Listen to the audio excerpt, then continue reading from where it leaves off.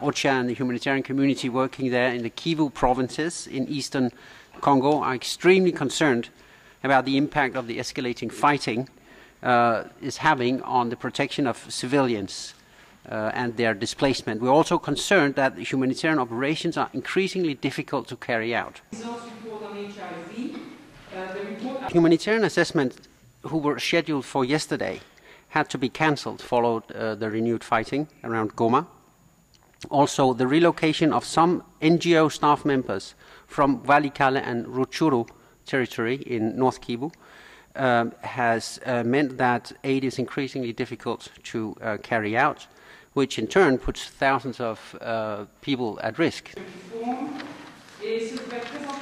The M23 rebel advance has prompted many people to flee towards Goma and Rwanda, and a major IDP camp at Kanyaruchinya has been virtually emptied. Previously there were around 60,000 people there.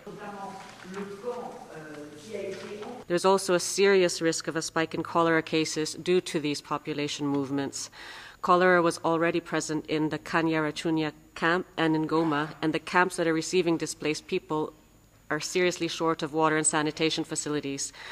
Last week in Goma, a sudden power outage caused serious water shortages, forcing many residents to drink lake water, and this heightens the risk of waterborne disease even more.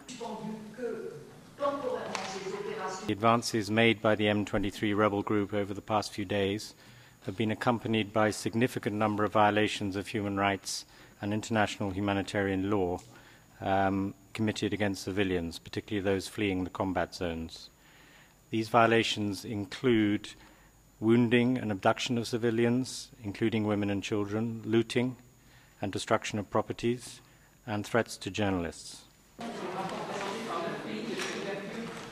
On the 19th of November, so that's yesterday, the UN Human Rights staff reported shooting by members of M23 in densely populated areas near Goma Airport, close to UN assets and personnel. Later on the same day, the human rights teams had to stop their investigative work and seek refuge in one of MONUSCO's military bases in the nearby town of Sake due to rising insecurity.